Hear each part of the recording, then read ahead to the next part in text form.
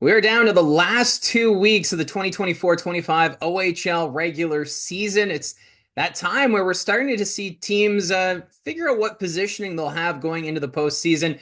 Looking like the London Knights and Windsor Spitfires will finish first and second in the West with Kitchener in third. And outside of that, we still don't know any playoff matchups at this point. And if you are new to the channel, I'll be doing playoff preview videos, much like I did last year. So then we can all, get a better picture of how these teams all stack up with one another. So stay tuned for that. But in the meantime, let's take a look at the power rankings for this week with a lot of movement here across the board. Starting off with number 20, it's the Niagara Ice Dogs. They fell one position this week, and they might be 20th in the power ranking. But good news, there will be playoff hockey in St. Catharines for the first time since 2019. As this team, they have struggled in the second half of the season.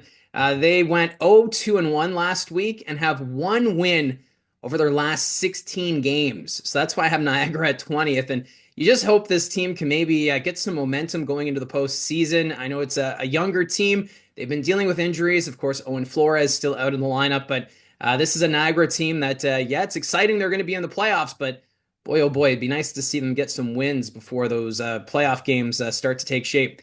This week, they're going to be home to the Barrie Colts tomorrow night. Saturday, they travel to Erie. And then on Sunday, they're home to the Brampton Steelheads. At number 19, it's the Sarnia Sting. They're down one position this week. And the Sting, they are continuing to fight for their playoff lives in the Western Conference. They were 1-2 last week, picking up a very important 2 points over the Guelph Storm, who were chasing them. But then it was two ugly losses against the Flint Firebirds and London Knights. For Sarnia, they're 3 points ahead of Owen Sound, who sit ninth in the Western Conference standings with 6 games remaining. I do like Sarnia's chances of making the playoffs, but man, oh man, it's a nail biter if you're a fan of the Sarnia Sting. This week, they're home to the Erie Otters on Wednesday. Friday, they're home to the Sioux, so that's an important matchup for positioning at the bottom of the standings. And then they visit the Barrie Colts on Saturday. At 18, it's the Peterborough Petes. I have them up 2 positions this week.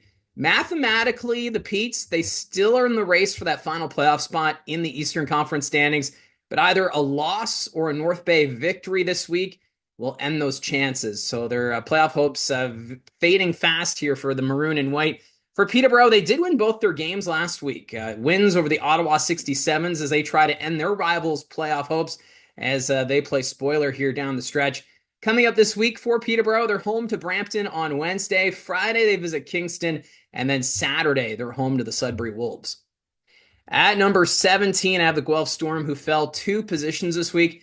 And it kind of looks like Guelph's late season momentum may have come to an end. They were 0-2 last week, and their losing streak has now reached 6 games. And for the Storm, they're 7 points back of the Sioux for the final playoff spot in the West with 2 games in hand. But they have to win those 2 games, and it's a very tough opponent that they have a home and home with. It starts Tuesday in London. Then they're home to London on Wednesday. Friday, they're home to Owen Sound, so that's a crucial matchup for the Western Conference standings. And then on Sunday, they visit the Erie Otters, so not an easy week coming up here for the Guelph Storm. At 16, it's the Ottawa 67s, who fell 2 positions this week. Ottawa's playoff chances took a hard hit. They were 0-2, 0-1, and that includes a regulation loss to the North Bay Battalion, who they're trying to catch for that final playoff spot in the East.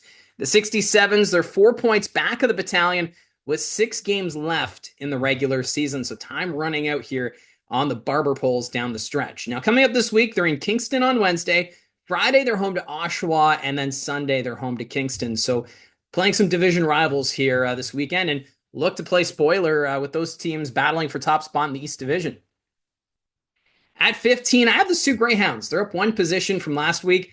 And for the Greyhounds, 0-1-1 was their record, but that shootout loss to Oshawa gave them the edge in the race for the final playoff spot, as they're up 1 point now on the Owen Sound attack. Although the Greyhounds probably should have won that game against the Barrie Colts. They outplayed Barrie for most of that game and then fell short 3-2. Ben Harebic really stealing that one for the Barrie Colts over the weekend. This week, it's a road trip for the Sioux Greyhounds. It starts Thursday in Windsor. Friday, they're in Sarnia. And then Saturday, they're in Flint. And of course, Sarnia, a team they're still trying to catch in the Western Conference standings. And they have an outside chance, too, of catching Flint if they can string some wins together here this week. At 14, the North Bay Battalion up 3 positions. They're the biggest climber this week. And for North Bay, looking more likely they will be the 8th seed in the Eastern Conference standings after a record of 2-1 last week. And that included a big regulation win over the Ottawa 67s. For the Battalion, they have a 4-point lead over Ottawa, 6 games remaining. And with the struggles in Niagara, there is an off chance that they catch the Ice Dogs, who are 7th. But that gap, unlikely to make up, as it's an 11-point difference right now between 7th and 8th in the East. So for the Battalion this week, they're home to the Brantford Bulldogs on Thursday. Friday, they visit Kitchener. And then Sunday, they're home to the Barrie Colts. So 3 teams that find themselves in the top half of the OHL overall standings. At number 13, the Owen Sound Attack. They fell 2 positions this week. It was a tough trip to Pennsylvania for Owen Sound last week, 0-2 against the Erie Otters. So with the Greyhounds losing in a shootout, Owen Sound now 1 point out of that final playoff spot in the West, 3 points back of Sarnia. So there's still a race to be had here for the Owen Sound Attack going into these final 2 weeks. On Wednesday, they're home to Flint. Friday, they're in Guelph. And then Saturday, they're home to the Kitchener Rangers. So some big games coming up here for this young attack team. At number 12, I have the Sudbury Wolves. They're up 1 position. And the Wolves, they look like they're picking up momentum here at the right time going into the playoffs. 3-0 was their record last week. Important wins over Niagara, Oshawa, and Barrie. They've extended their winning streak to 4 games, and they're now 6th in the Eastern Conference. 1 point ahead of Niagara and 5 back of Brampton. And speaking of the Brampton Steelheads, they have a game in Brampton Tuesday, so that one's huge. Friday, they're home to Brantford, and then Saturday, they go to Peterborough, Sunday in Oshawa. So a very busy week here for the Sudbury Wolves. At 11, I have the Flint Firebirds. They fell 2 positions this week, and it was an off week for Flint.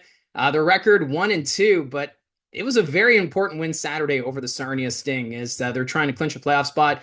Right now, the Firebirds, they have a 10-point lead over Owen Sound, so they need 1 more win or an Owen Sound loss, and that would clinch them a playoff spot for the Firebirds. And wouldn't you know it, on Wednesday, the Flint Firebirds are in Owen Sound, so they control their own destiny in that hockey game, and then after that, Saturday, they're home to the Sioux Greyhounds. At number 10, I have the Erie Otters. They're up 2 positions this week. Despite not having Chris Millette behind the bench due to that 5-game suspension, the Otters looked pretty good last week with a pair of wins over the Owen Sound Attack. The Otters, they have clinched a playoff spot as they're riding a 3-game winning streak and have a record of 5-3-1-1 over their last 10 games. So not too shabby here for the Erie Otters in this final stretch. This week, they're going to be in Windsor Tuesday. Wednesday, they're in Sarnia. Saturday, they're home to Niagara. And then Sunday, they're home to the Guelph Storm. At number 9, it's the Brampton Steelheads, who are up 1 position this week. And for the Steelheads, they had a record of 1-1 last week. They were shut out 4-0 by the Generals, and then they shut out the Battalion 2-0 and have a record of 7-1-2 over their last 10 games. So this is a red-hot Brampton team. And, for the Steelheads, this is a team that a lot of teams in the East would like to avoid in the first round of the playoffs. They're right now sitting 5th, but they're still 10 points back of Barrie for first in the Central Division. 7 games remaining, so there is the off chance that Brampton could catch Barrie in this final 2 weeks, especially with the way the Colts have been playing of late. They haven't had that spark or that drive. And for Brampton, they're just rolling. So we'll see what they can do this week. Tuesday, they're home to the Sudbury Wolves. Wednesday, they visit Peterborough.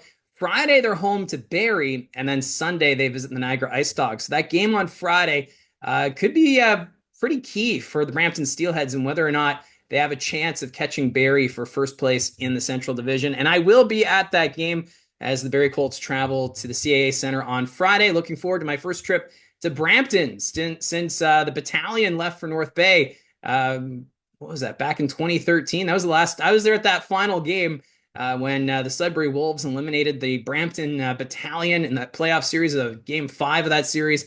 And I'm looking forward to going back to Brampton, seeing the upgrades, seeing the changes. And I know there's a few Steelhead fans that are looking forward to saying hi to at the game at the CA Center. So if you're going to be at the game, feel free to say hi. Now, at number 8, I have the Barrie Colts, who fell 3 positions, and something is off with this Barrie Colts team. 1-2 was their record last week, and the effort just didn't seem like it was there. The passes aren't connecting, numerous turnovers, lack of shots.